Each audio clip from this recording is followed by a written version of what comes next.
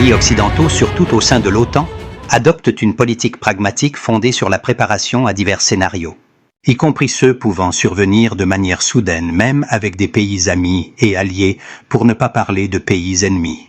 C'est cette approche que suit actuellement Madrid. En effet, bien que ses relations avec Rabat soient qualifiées de lune de miel diplomatique, le commandement militaire espagnol Gemad suit de près les développements militaires marocains, allant jusqu'à créer en avril 2025 un groupe de travail chargé d'étudier les risques potentiels que pourrait représenter le Maroc pour l'Espagne à l'avenir. Une décision qui soulève de nombreuses interrogations et interprétations divergentes. Jusqu'au début de l'année 2022, les relations entre le Maroc et l'Espagne étaient très tendues. Le Maroc avait utilisé l'immigration clandestine comme arme de pression diplomatique. De son côté, l'Espagne avait lancé une campagne diplomatique contre les intérêts du Maroc au sein de l'Union européenne. Cette dernière étant le principal partenaire économique et politique de ce pays maghrébin. Cette tension avait pour toile de fond la position de l'Espagne sur le conflit du Sahara.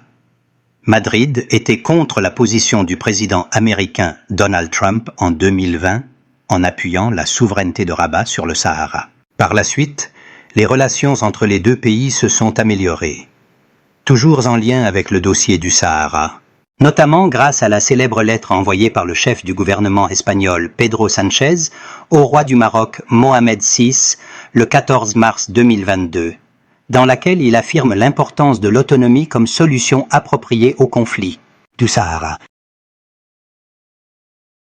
Depuis la visite du chef du gouvernement espagnol, Pedro Sánchez, au Maroc en avril 2022, les relations bilatérales ont connu une évolution positive et soutenue, marquée par l'adoption d'une approche proactive visant à contenir les problèmes et à prévenir leur aggravation, afin de préserver la stabilité des relations bilatérales et éviter qu'elles ne retombent dans une crise complexe.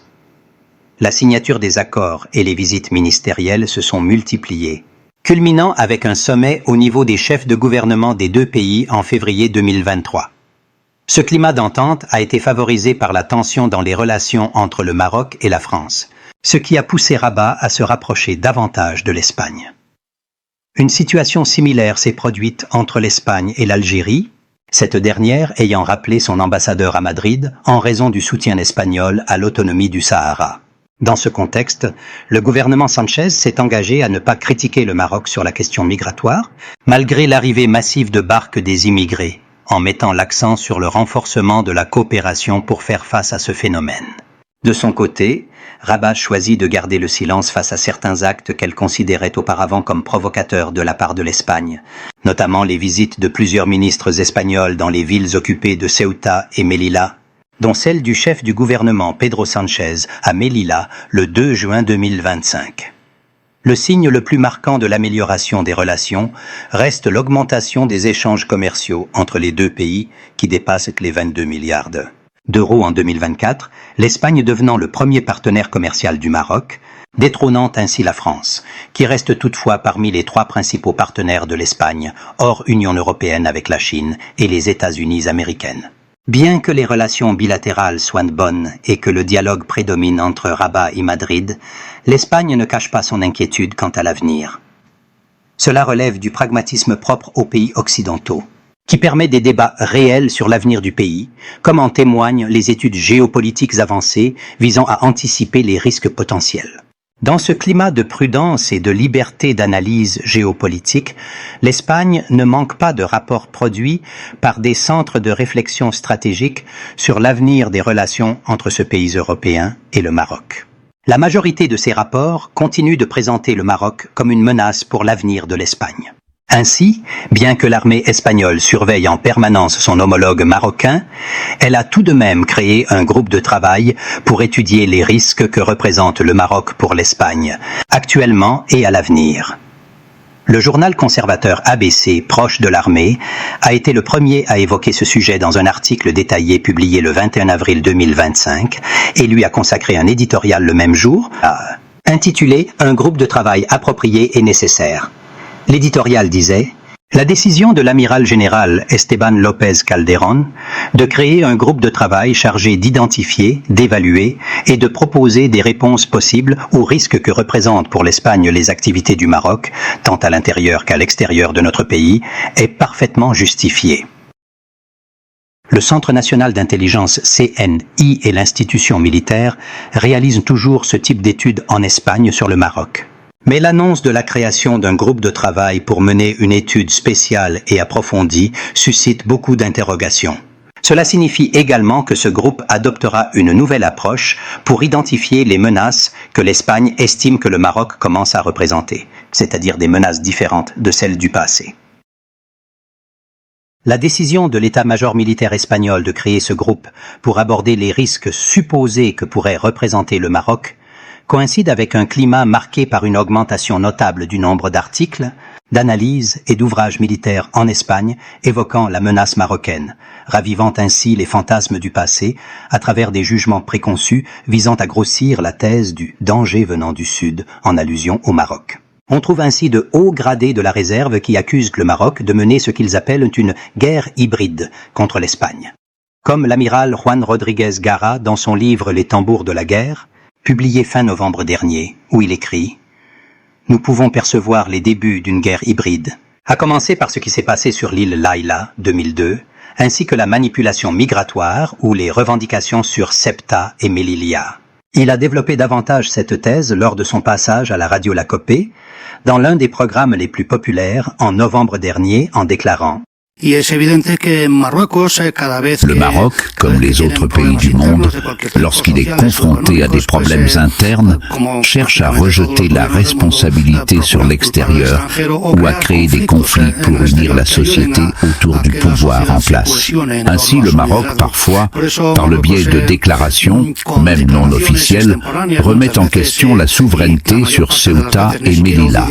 Parfois, il passe à des actions que nous considérons comme faisant partie d'une guerre hybride, telle que l'utilisation de l'immigration clandestine, l'occupation de l'île Leila comme cela s'est produit dans le passé, la non-ouverture des frontières avec Ceuta et Melilla, l'espionnage des responsables espagnols ou l'influence sur les élections à Ceuta et Melilla. Cela fait partie de ce que nous attendons comme manifestation d'une guerre hybride de la part du Maroc. De guerra híbrida son lo que normalmente podamos esperar de Marruecos mientras al régimen. En même temps, malgré les bonnes relations entre Madrid et Rabat, l'armée espagnole organise régulièrement des manœuvres pour défendre Ceuta et Melilla contre toute attaque extérieure. Les manœuvres militaires espagnoles à Ceuta et Melilla suscitent de nombreuses interrogations et méfiances. Elles envoient un message clair à l'opinion publique espagnole et internationale, selon lequel le Maroc constitue une menace réelle. De nombreux facteurs expliquent la décision de l'armée espagnole de créer un groupe de travail chargé d'analyser les risques potentiellement représentés par le Maroc. Nous nous limiterons ici à deux raisons principales. Tout d'abord, l'institution militaire espagnole perçoit le Maroc comme une source de menaces constantes, y compris durant les périodes de dialogue et de coopération, comme c'est le cas actuellement. L'histoire des relations entre les deux pays montre en effet que la majorité des conflits armés menés par l'Espagne au cours des derniers siècles l'ont opposé principalement au Maroc. On peut évoquer les guerres de la Reconquista, marquées par l'expulsion des musulmans vers les terres marocaines, ainsi que des conflits ultérieurs comme la guerre de Tétouan, la guerre de Margallo, les affrontements à Ifni dans le Sahara, sans oublier les tensions qui ont failli dégénérer en affrontements en 1975 lors de la Marche verte, ou encore l'incident de l'île Layla à l'été 2002. Dans ce contexte, l'armée espagnole cherche à mieux connaître son voisin du Sud. Dans une interview accordée il y a 2 ans à l'émission Questions militaires, l'ancien chef d'état-major, en poste de 2017 à 2020, a reconnu que les relations entre les forces armées espagnoles et marocaines étaient limitées et que de nombreuses inconnues subsistaient concernant l'armée marocaine. Il a ainsi plaidé pour une meilleure connaissance des capacités militaires du Maroc et pour une stratégie fondée sur la dissuasion afin d'éviter toute escalade future.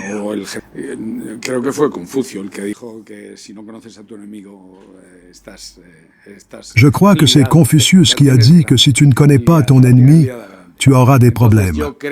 Pour ma part, je dis que la connaissance et la dissuasion sont prescrites pour éviter les conflits. Il est écrit dans la Bible, il faut connaître et pratiquer la dissuasion.